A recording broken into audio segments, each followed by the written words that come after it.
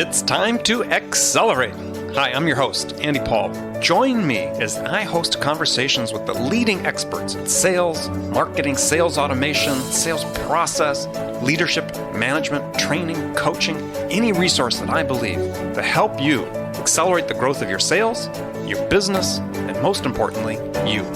Hello and welcome to Accelerate. I couldn't be more amped up to talk with my guest today. Joining me is Bob Burg, author of the best-selling book, The Go-Giver, a little story about a powerful business idea.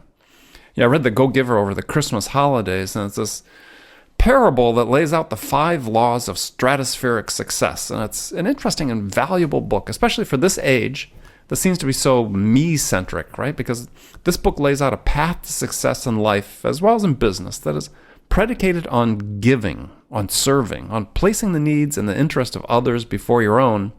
And this at a time when so much focus is being placed on the individual and social media and sharing and selfies and so on. So the author of The Go-Giver, Bob Burg, is here to help us sort out what this means for you and your success. So Bob, welcome to the show.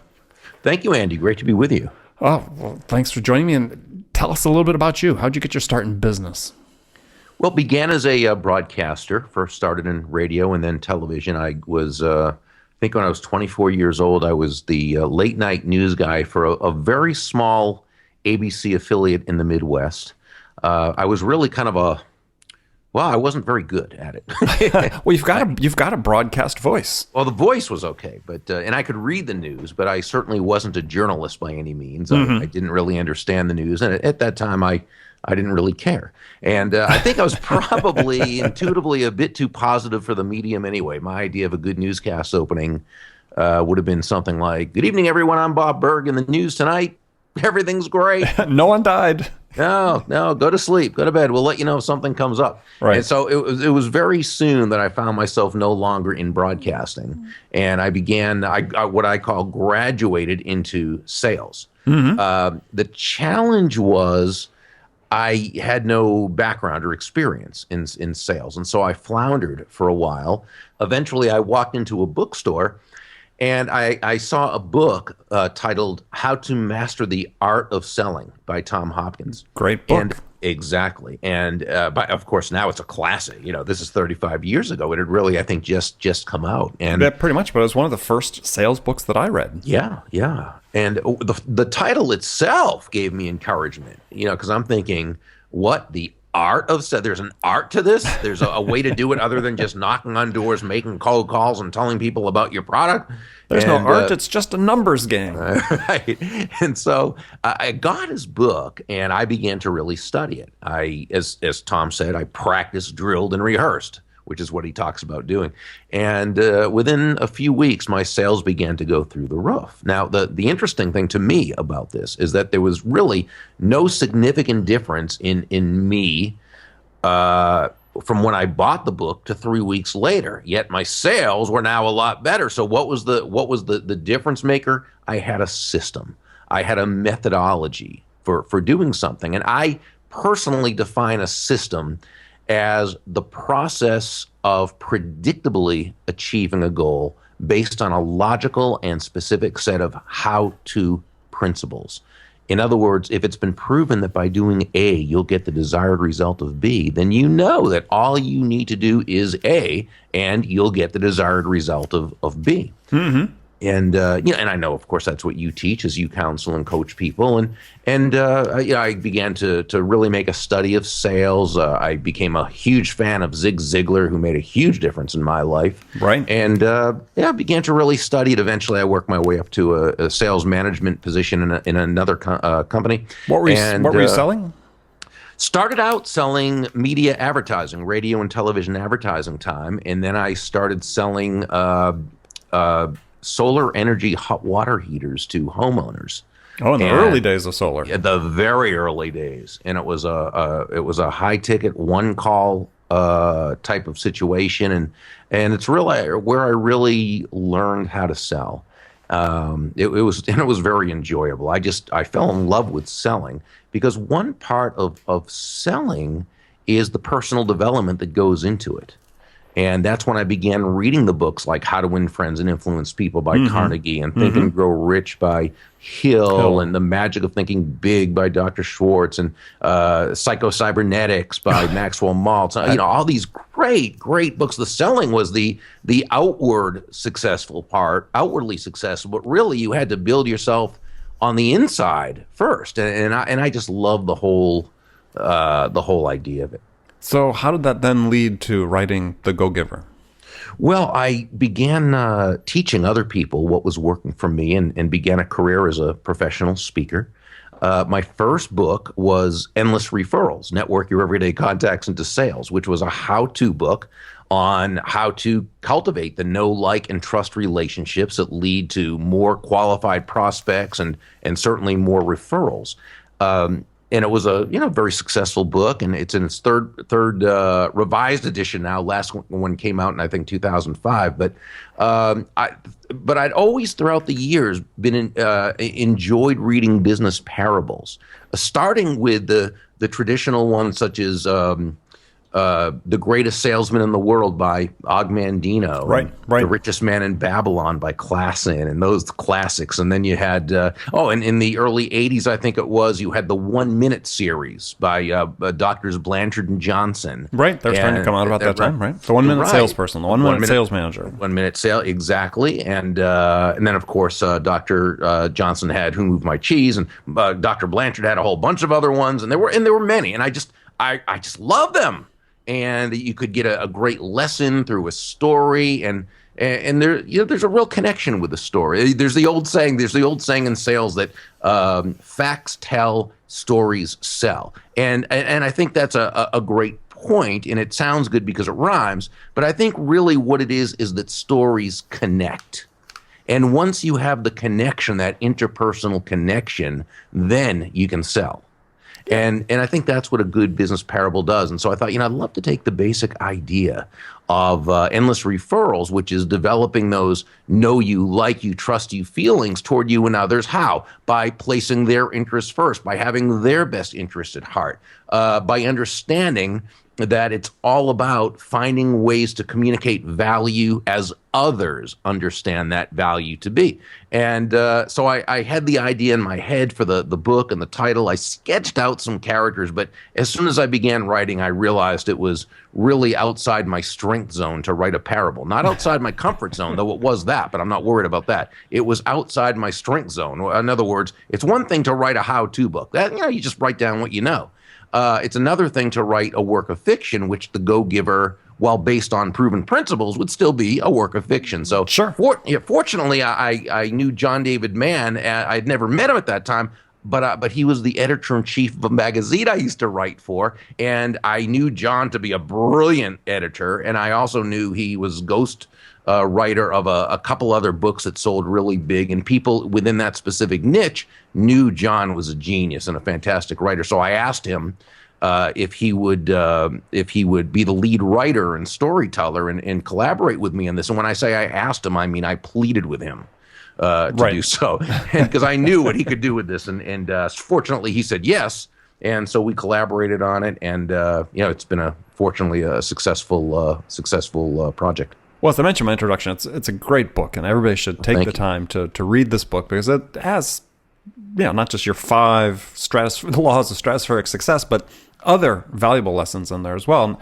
And one I thought was really interesting, sort of the guiding principle of the book, which, and I'm going to quote from it, said, "Ultimately, the world treats you more or less the way you expect to be treated," which I think is a great way to sort of start that discussion in that book. Is why don't you tell us what you meant by that?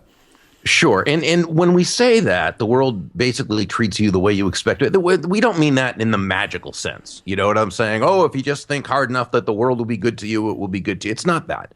It's that when you expect the world to treat you well, when you expect good things, you act in that way. You act with gratitude because these good things are happening. Mm-hmm. And when you act with gratitude, people basically respond to you. This is why I often say that expecting someone to be nice to you or kind to you or expecting someone to be helpful doesn't change them. It changes you. And that's what changes them. Mm-hmm. Mm-hmm. So if you go in expecting someone to be a certain way, in a good way, you expect them to be easy to work with or helpful or what have you, you go in there with gratitude that they are, and you like them better. And when you communicate to someone that you like them, how do they feel about you? Typically, they like you too. It's difficult to not like someone who likes you.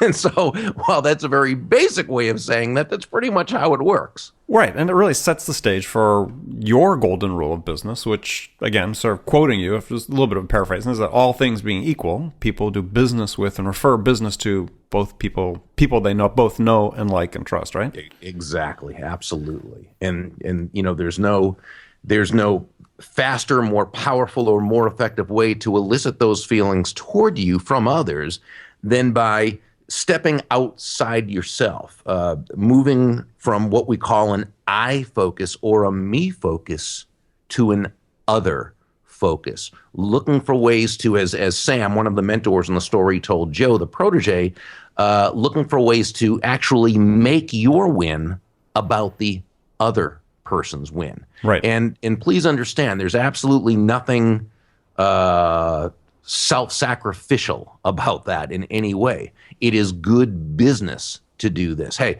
and I often say this whenever I speak at a sales conference, and I don't say it in a dogmatic fashion, but in a way that we all sort of agree, and that is that nobody is going to buy from you because you have a quota to meet.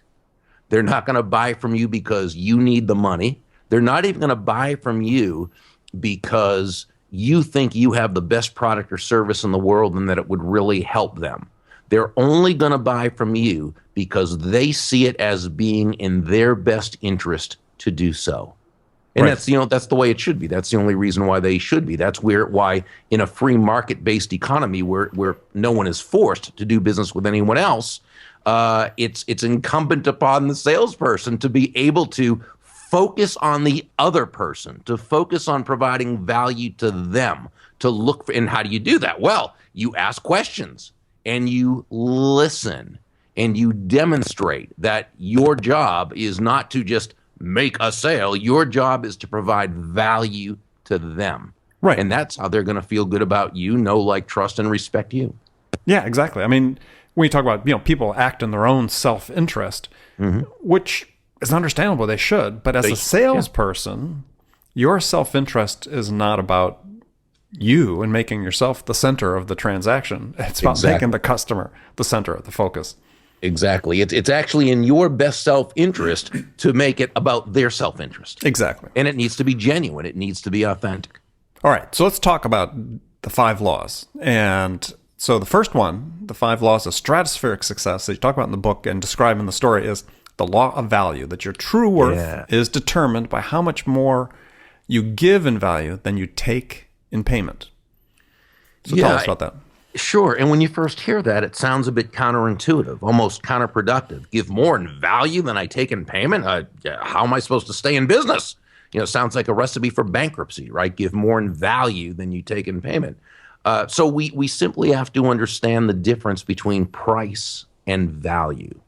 Price is a dollar figure. It's a dollar amount. It's finite. It is what it is.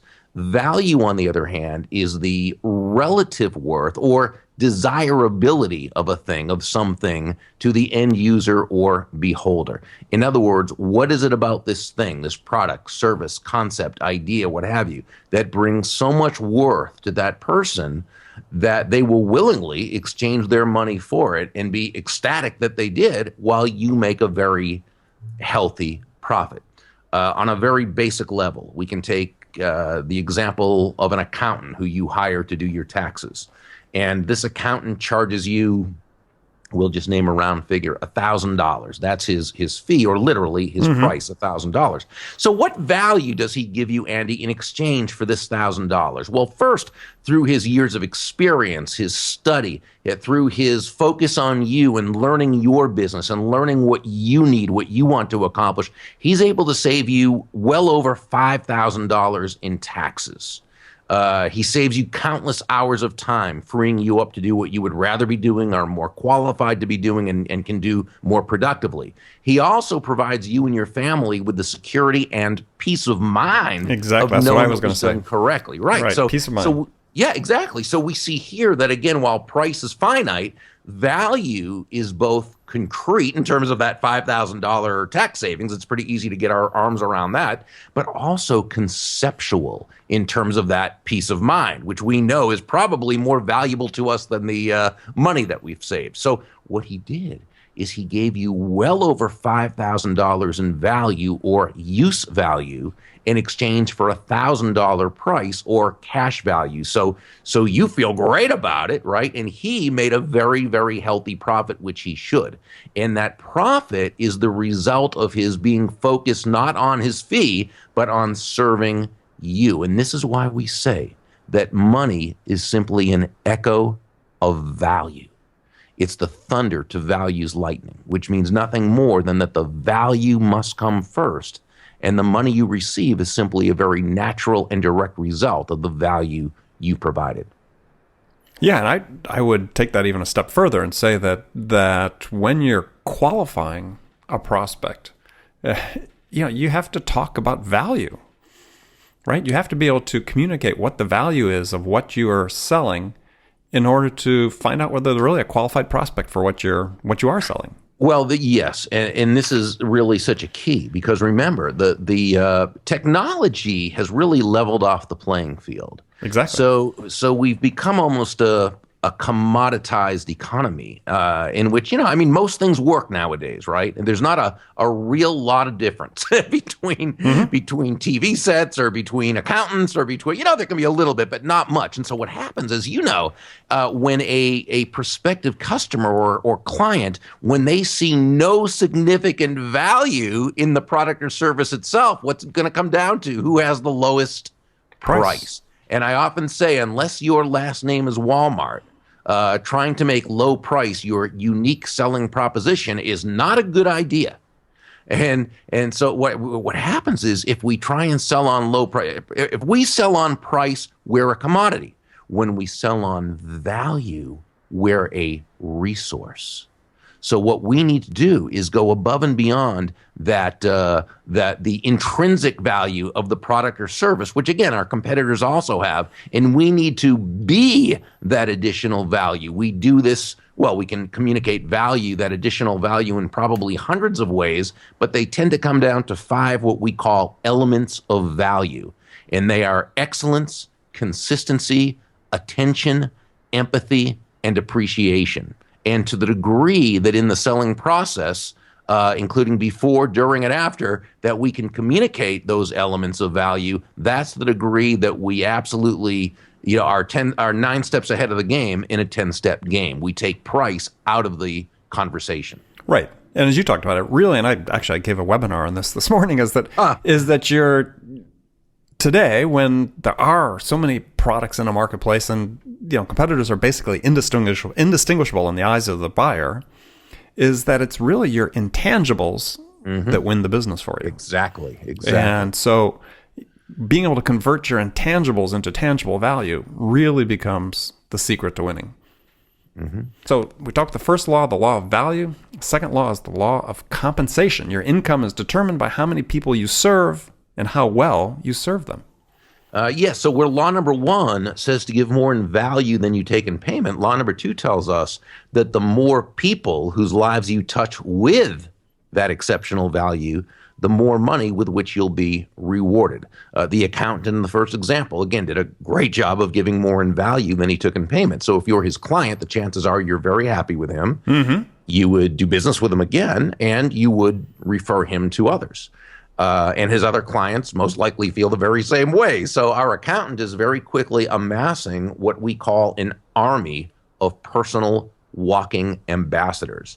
And as he continues to add that kind of exceptional value to the lives of more and more people, his income will continue to grow and grow. See, in Nicole Martin, one of the mentors in the story, the one we called the CEO, she told Joe, the protege, that law number 1, the law of value, as important as it is, it's not enough in and of itself to make a great income, because law number 1 represents only your potential income, the value you provide. Law number 2 is all about the number of lives you impact. And that's so key. This is why developing a referral-based business is so important, because referred prospects are easier to set the appointment with, because obviously you're going in on borrowed influence. Price is less of an issue with a referred prospect. Doesn't mean it's a non-issue or not an issue, but it's certainly less of one. So you're able to focus on selling on value rather than low price. With a referred prospect, it's simply easier to complete the transaction or close the sale. Again, borrowed trust, or what we call vicarious experience. Because, right, this person to whom you're presenting, they may not have done business with you before, but someone they know, like, and trust has, and given you their seal of approval. And perhaps the best reason of all, the biggest benefit of a referral-based prospect, is they are already of the mindset that that's how you do business, because that's how they met you. So in their world, in their paradigm, in their belief system, you meet new prospects through referral, you sell on value rather than price, you complete the transaction, and you receive referrals as a natural part of the process. Right. Okay, so law number 3 serves an extension of that. We talked about the law of influence, is that your influence is determined by how abundantly you place other people's interest first. And here's where you had brought the concept of this army of personal walking ambassadors. Yeah. Well, and to many people, this law sounds counterproductive itself. And yet you look at the greatest leaders, the top influencers, certainly the most profitable salespeople, and this is simply how they run their lives and conduct their business. They're always looking out for the other person. They're always looking for ways to add value to the lives of others. And again, and it's so important to we discussed this earlier, not in a self-sacrificial way. That's not what we're talking about. You're not being a martyr. It's doing so in a way that builds everyone, that helps everyone in the process. And we're talking about people who are your prospective customers. We're also talking about people who are your potential referral sources and other people whose lives you can benefit. And when you do this, you're planting seeds of goodwill in such a way that people feel great about you, right? They know, like, and trust you. They want to be a part of your life. They want to be a part of your business. You become that go-to person. You become that center of influence. Yeah, and think about the words. For people who are listening to the show, think about the words that are being used here in the last couple laws, or really the first 3 laws we can call them. But, in law number 2, compensation, we talk about impact, right? The impact to how number of people you serve, and how well you serve them, and influence, your influence, that's all being centered outside yourself. It's not about you. It's not about, as we talked about in the introduction, it's not about being me-centric, it's about being other-centric, as you talked about. Right. Well, it's interesting. I believe that great leadership is never about the leader. Great influence is never about the influencer, and great salesmanship is never about the salesperson. It's always about the other person. It's about everyone whose lives you choose to add value to. In a sense, it goes back to Dale Carnegie and his fantastic book, How to Win Friends and Influence People. And what I believe was Mr. Carnegie's underlying premise in that book, and we alluded to this a little bit earlier, is where he wrote, ultimately, people do things for their reasons, not our reasons. And so it's incumbent upon us to not make it about ourselves, but instead to make it about that other person. Yeah. What's in it for me is the question the customers answer. Yeah, exactly. And absolutely. You need to understand what the answer to that question is if you're working with this person. And because if you want to serve them, you need to know what that is. You need to be able to ask the questions to find out what that is that's in it for them. Well, it's interesting, Andy. When I talk about sales, I define selling as simply discovering what the other person wants, needs, or desires, and helping them to get it. That's what selling is in a nutshell. Yeah, no, it's a great description. I mean, I simplify it even more. I use a quote that I saw from Jeff Bezos. He says when he talked about selling, he said, we don't make money when we sell things. We make money when we help customers make purchase decisions. Isn't that so true? And that simplifies it right there.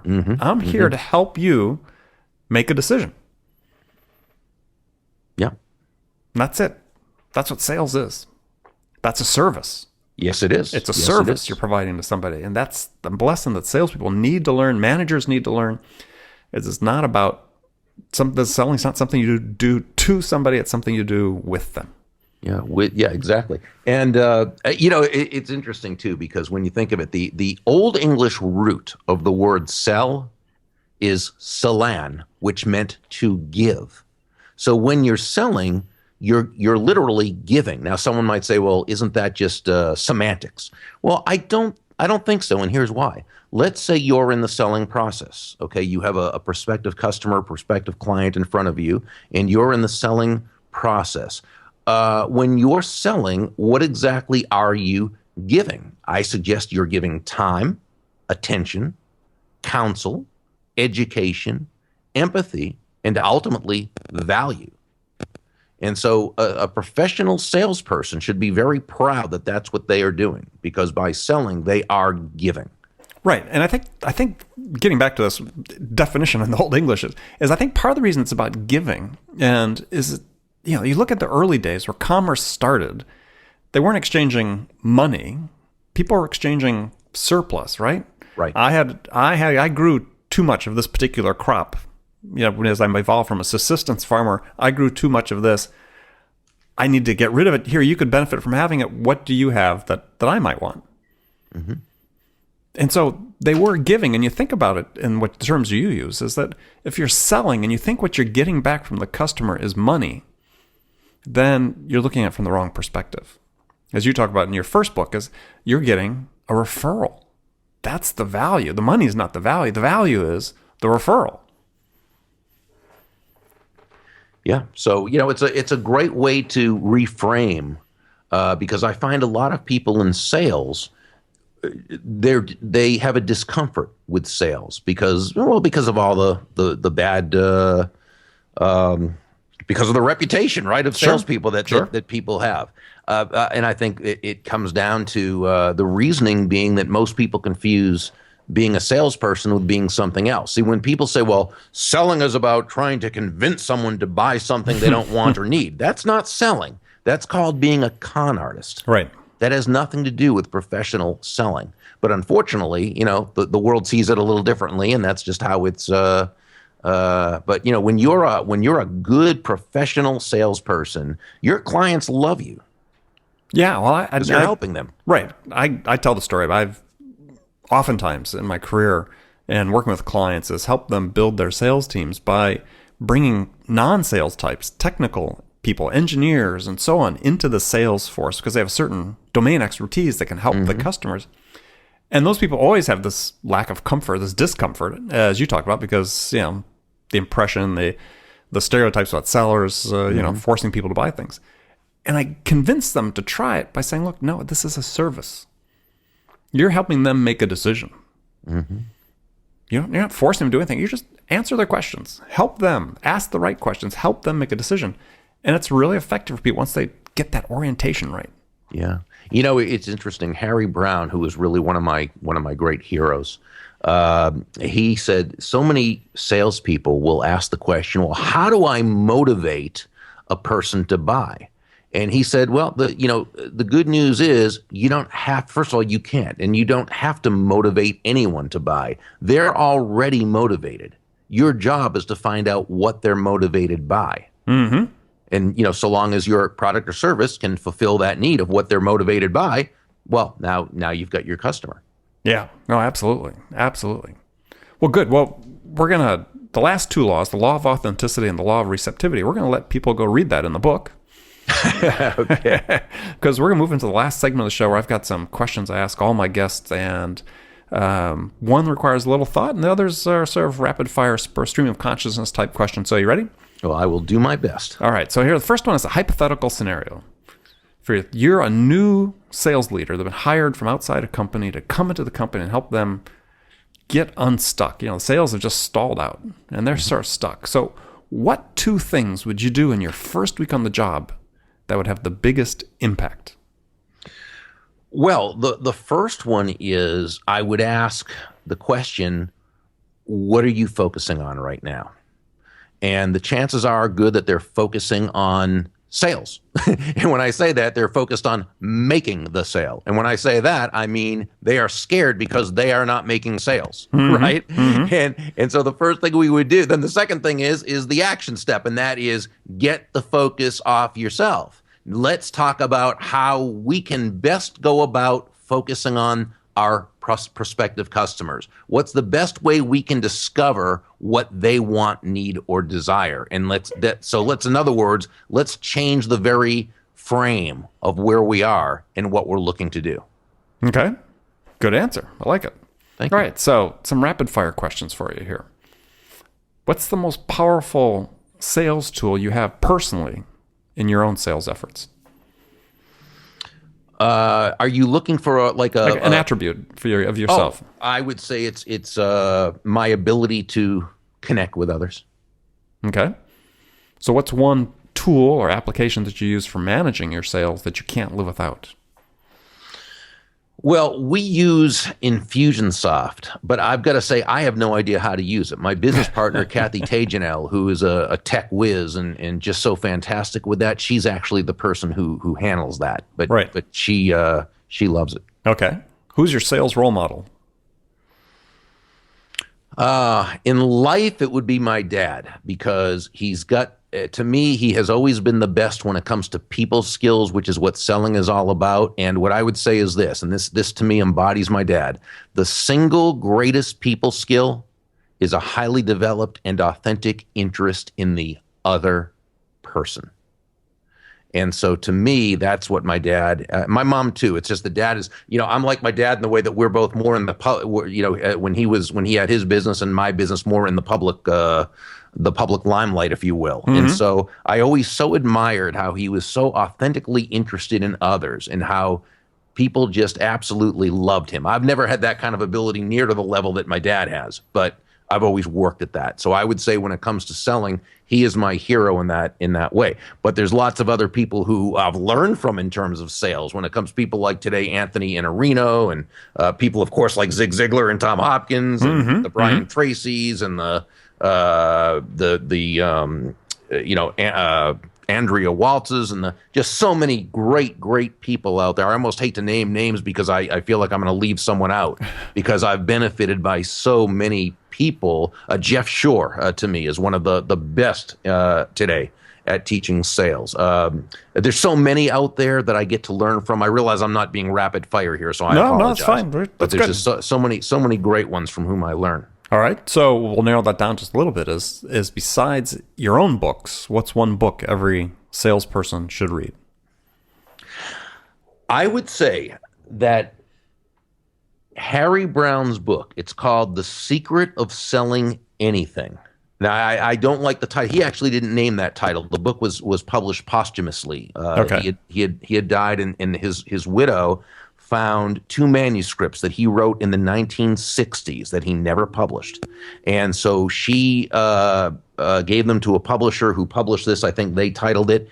It is, to me, the best, most fantastic book on selling, because you know what it's really about? It's about understanding human nature. Mm-hmm. And Harry Brown had great respect for human nature. He didn't try to change human nature. He worked within human nature. And he's just the kind of guy who, just a fantastic salesperson, because his goal was to simply discover what the other person wanted. Right. It's just a beautiful book. I did a blog post about it at burg.com/blog. If you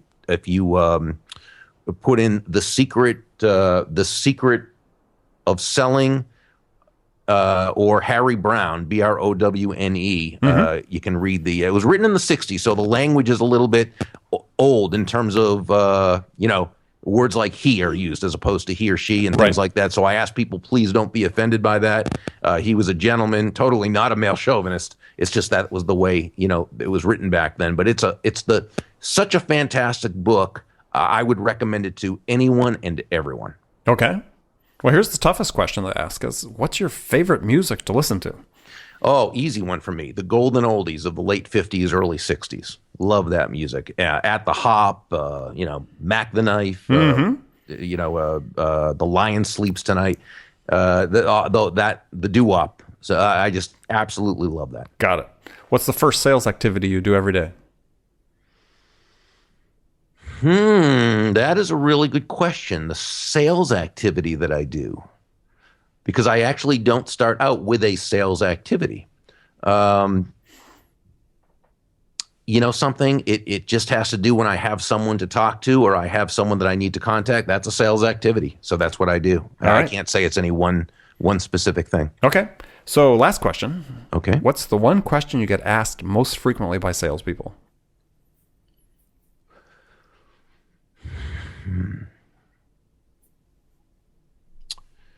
Wow. What a great question. I'm trying to think. I get asked a lot of questions that I'm trying to think that come up. Okay, here's one that's asked a lot. Does being a go-giver mean that if you're dealing with someone who's not a go-giver, that you're going to be taken advantage of? And it's a good question based on the title of the book. Sure. But I think once someone reads the book, they know the answer to that. All right. So what's the answer to the question? Well, being a go-giver first should absolutely never be confused with being weak or being a doormat. Okay. So the only way you're going to get taken advantage of is if you do something in such a way that allows yourself to be taken advantage of. But no, when you're a go-giver, it simply means you are totally and absolutely focused on bringing value to that other person. But that doesn't mean you don't set yourself up. If you know this person is not the most honorable person, if you know this person is not a win-win person, but a win-lose person, now someone might say, well, why even do business with that person? Well, because there are all sorts of people in the world, and we do business with people. You know, and now obviously if this person's a crook or this person's doing something illegal, immoral, or unethical, no, of course. But no, most people, that's not the case. But that doesn't mean that they understand the importance of being a go-giver. They don't understand why that's important. So no, it means you take the high road. You live on the creative plane. But of course, there's no reason to think that you would do anything that would allow you to be taken advantage of. It's just not even part of the equation.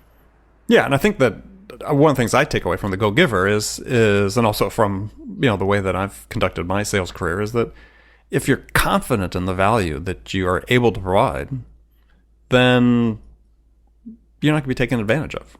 Right. Well, exactly.